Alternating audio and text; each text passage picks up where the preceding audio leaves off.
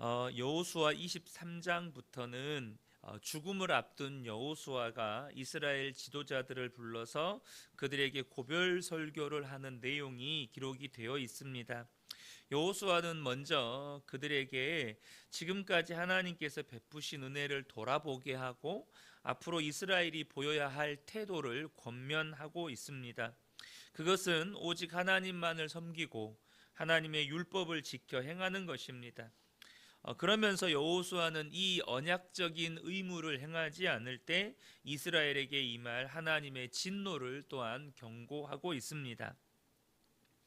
죽음을 앞둔 여호수아, 그는 평생 하나님만을 섬겼고 오직 하나님의 말씀에 순종하여서 모세의 뒤를 이어 이스라엘 백성들을 이끌고 가나안 정복 전쟁을 수행한 믿음의 사람이고 또 온 백성들로부터 존경받는 영적인 지도자였습니다. 그런 그가 이제는 늙어서 죽을 날이 가까이 왔고 이스라엘 지도자들을 불러서 마지막 교훈을 남깁니다. 그러니까 유언의 말을 남기는 것과 같은 것이죠. 그러면 여러분, 지금 여호수아는 정말로 이스라엘 백성들에게 가장 중요한 교훈, 정말로 이스라엘 백성들이 가나안 땅에서 살아가면서 반드시 지켜야 할 중요한 교훈을 남기려고 하지 않겠습니까? 이것은 가나안 땅과 같은 이 세상을 살아가는 저와 여러분이 정말로 주의 깊게 들어야 할 말씀이기도 합니다. 여호수아가 지금 이스라엘 백성들에게 첫 번째로 권면하는 말씀이 무엇입니까? 먼저는 하나님께서 싸우셔서 가나안 정복 전쟁을 승리하게 하셨고 나아가 그들이 지금 이 가나안 땅의 복을 누리고 있음을 기억하라는 것입니다. 3절과 4절을 보면 너희의 하나님 여호와께서 너희를 위하여 이 모든 나라에 행하신 일을 너희가 다 보았거니와 너희의 하나님 여호와 그는 너희를 위하여 싸우신 이시니라. 보라, 내가 요단에서부터 해지는 쪽 대해까지의 남아있는 나라들과 이미 멸한 모든 나라를 내가 너희를 위하여 제비 뽑아 너희의 지파에게 기업이 되게 하였느니라. 그들이 지금까지 싸운 이 가나안 정복 전쟁을 승리할 수 있었던 이유는 이 가나안 정복 전쟁이 바로 하나님께 속한 전쟁이었고 나아가 하나님께서 그들을 위하여 싸워 주셨기 때문입니다. 그래서 그들은 가나안 땅을 차지할 수 있었고 또 제비를 뽑아서 그들의 기업으로 삼을 수 있었던 것이죠. 그러므로 그들은 기억해야 했습니다.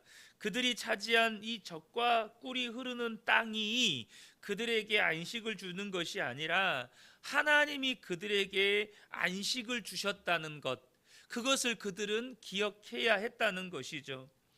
다시 말하면 적과 꿀이 흐르는 땅에서의 풍요가 안식의 조건이 아니고 오직 하나님이 안식의 조건이라는 것을 그들은 기억하며 살아야 했다는 것입니다. 나아가서 여전히 남아있는 민족들도 오직 하나님만을 의지하면서 쫓아내야 한다는 것이죠. 왜냐하면 하나님만이 그들에게 안식을 주실 수 있고 하나님이 그들을 위하여 싸워 주실 때만이 그들은 승리할 수 있기 때문이죠. 사람들이 착각하는 것 중에 하나가 뭐냐면 이 땅에서의 풍요가 우리에게 안식을 줄 거라는 것입니다. 그래서 많은 사람들이 최고의 노후 대비를 돈이라고 생각을 하죠. 물론 돈은 우리가 살아가는 데 필요한 것입니다. 그러나 저와 여러분이 여기에서 까딱 잘못하면 함정에 빠지게 되는데 바로 돈을 의지하면서 살아가게 되어 버린다는 것입니다. 저와 여러분 정말로 스스로에게 질문해 보시고 냉철하게 판단하셔야 합니다. 정말로 돈이 우리에게 안식을 주는 것인가? 정말로 저와 여러분이 다시 말하면 정말로 우리가 의지하며 살아가야 하는 것이 돈인가 하는 이 부분입니다. 저와 여러분이 이 부분에 대해서 이제는 정말로 답을 내리셔야 합니다. 이스라엘 백성들이 가나안 땅에서 속히 멸망하게 된 이유가 무엇입니까? 그들이 가나안 땅의 적과 꿀을 의지하고 더 많은 적과 꿀을 얻기 위하여 바알과 아세라를 숭배했을 때 그들은 정말로 신속하게 타락했을 뿐만 아니라 그들의 결과가 어떻게 되었습니까? 그들은 결국 하나님의 심판을 받고 나라를 잃었을 뿐만 아니라 수많은 사람들이 죽임을 당하고 당시 세상을 상징하는 이 바벨론의 포로로 끌려가서 비참한 삶을 살게 됩니다. 그 말은 분명히 그들은 이 땅에서 안식을 얻으려고 이 땅의 풍요를 의지했습니다. 그런데 그들의 결말은 무엇입니까? 이 땅의 풍요가 그들에게 안식을 준 것이 아니라 오히려 이 세상의 종이 되어서 살아가게 되었다는 것이죠. 사랑하는 성도 여러분, 저와 여러분이 꼭 기억하셔야 합니다. 오직 하나님만을 의지하며 살아가는 것, 그것이 우리가 안식을 누리는 유일한 방법입니다. 그래서 그들에게 기억하라는 거예요. 하나님께서 신실하게 이 가나안 땅 정복 전쟁 가운데 그들을 위하여 싸워 주셨고, 그래서 그들은 승리할 수 있었고, 더 나아가서 그들이 이 땅을 기업으로 분배받을 수 있었다는 것이죠. 여전히 남아있는 족속들도 하나님을 의지함으로 싸울 때 그들은 승리할 수 있고 안식을 누릴 수 있게 된다는 것입니다. 자, 그러면 어떻게 하나님을 의지해야 하는 것입니까? 여호수아는 이야기합니다. 바로 하나님의 말씀에 순종하는 것. 그들이 하나님만을 의지하는 방법은 뭐냐 하면 하나님의 말씀에 순종하며 살아가는 것이라는 것입니다. 6절을 보면 그러므로 너희는 크게 힘써 모세의 율법책에 기록된 것을 다 지켜 행하라. 그것을 떠나 우로나 좌로나 치우치지 말라. 이렇게 말씀합니다. 언약의 말씀을 좌로나 우로나 치우치지 않고 준행해야 한다는 것이죠. 그러면서 그렇게 했을 때 또 그렇게 하지 않았을 때 어떤 일이 일어날 것인지에 대해서 말씀해 줍니다. 10절을 보면 그렇게 했을 때 너희 중에 한 사람이 1000명을 쫓으리니 이는 너희의 하나님 여호와 그가 너희에게 말씀하신 것 같이 너희를 위하여 싸우심이라 라고 말씀합니다. 그렇게 하나님의 말씀에 순종하며 살아갈 때에 한 사람이 1000명을 쫓아내는 역사를 경험하게 될 거라는 것입니다.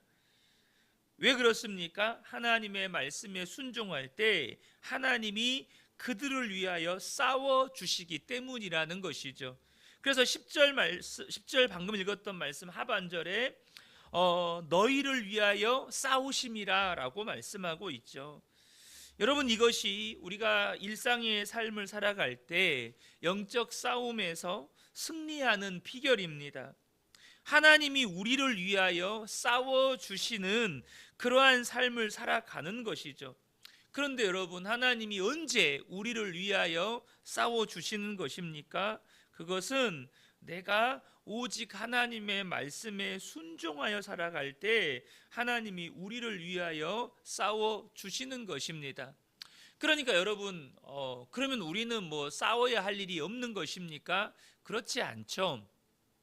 우리가 싸우는 것 역시 하나님의 말씀에 순종하는 일입니다. 여러분, 하나님께서 우리에게 마귀를 대적하라고 말씀하셨습니다. 그러니까 우리가 영적 싸움을 싸우는 일은요, 마귀가 있으니까, 마귀가 우리를 괴롭히니까 그 괴롭히는 못된 마귀들하고 싸우는 게 아닙니다. 주님이 싸우라고 말씀하셨기 때문에 그 말씀에 순종함으로 우리가 싸우는 것입니다. 근데 우리가 나가서 싸우면 무슨 일이 일어납니까? 하나님이 우리를 위하여 싸워주신다는 것입니다. 내가 하나님의 말씀에 불순종하여서 마귀가 우리에게 우리를 대적하고 우리를 공격하는데 아무것도 하지 않아요. 아무것도 하지 않는 것이 뭘 의미하는 겁니까? 내가 하나님의 말씀에 순종하지 않고 있다는 뜻입니다. 주님은 마귀를 대적하라고 말씀하셨습니다. 예, 하나님의 전신갑주를 입으라고 말씀하셨습니다. 우리가 그 말씀에 순종함으로 하나님의 전신갑주를 입고 마귀를 대적하여 싸우면 하나님이 우리를 위하여 싸워 주시는 것입니다. 그때 우리가 진정으로 승리를 경험하게 되는 것이죠. 특별히 오늘 본문에서는 여호수아가 하나님의 말씀에 순종하는 구체적인 삶의 모습을 이야기합니다. 7절과 8절을 보면 너희 중에 남아있는 이 민족들 중에 들어가지 말라. 그들의 신들의 이름을 부르지 말라. 그것들을 가리켜 맹세하지 말라. 또 그것을 섬겨서 그것들에게 절하지 말라. 오직 너희의 하나님 여호와께 가까이 하기를 오늘까지 행한 것 같이 하라라고 말씀합니다. 그러니까 하나님의 말씀에 순종하는 구체적인 삶의 모습을 이야기합니다. 왜 여호수아가 이 이야기를 했냐면 지금 이스라엘 백성들이 처한 특수한 상황 때문이었습니다. 여러분, 가나안 땅이 어떤 곳입니까? 제가 이 가나안 땅에 대한 이야기를 말씀 기도회를 통해서 잠깐 나눴었는데, 여러분, 가나안 땅은 노아의 후손들 가운데 함의 넷째 아들, 함의 넷째 아들이 맞을 겁니다. 함의 넷째 아들 이 가나안의 후손들이 살아가는 땅입니다. 그러니까 이 가나안은 성적으로 엄청나게 타락한 족속들이거든요. 하나님께서 이스라엘 백성들을 그 가나안 땅으로 인도하여 들이셔서 이 이스라엘 백성들로 하여금 이 가나안 정복 전쟁을 수행하게 하셨습니다.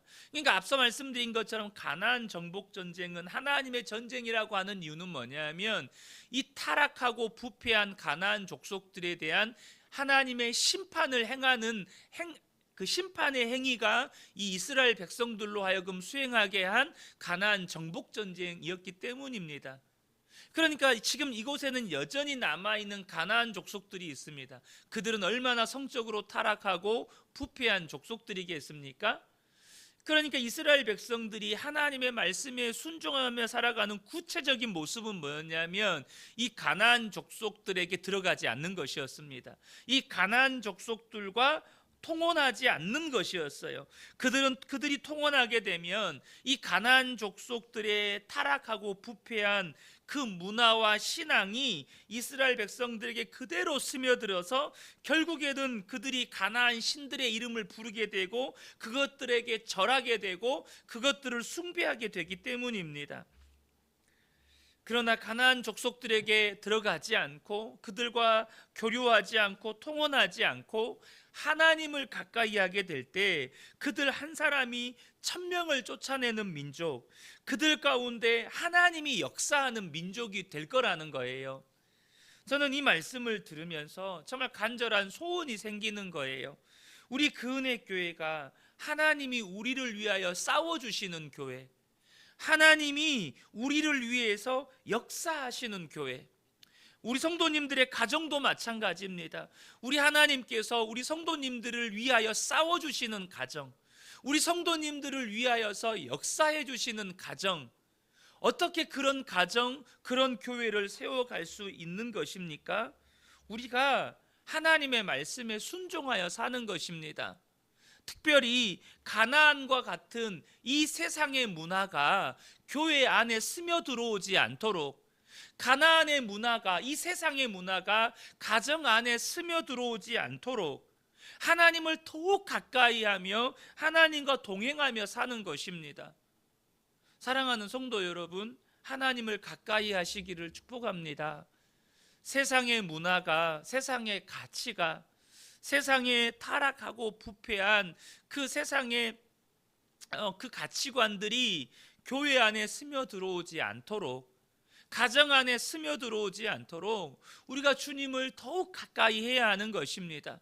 정말로 저와 여러분이 24시간 예수님을 바라보고 예수님을 의식하고 예수님을 생각하고 오늘도 내게 주시는 하나님의 말씀을 정말 가까이 하고 묵상하고 하나님의 말씀에 순종해 갈 때 여러분, 정말로 저와 여러분의 가정 안에서, 우리 그 은혜 교회 안에서 하나님의 역사가 나타나고 또 하나님이 행하시는 일들이 우리의 눈에 분명하게 보이는 것입니다.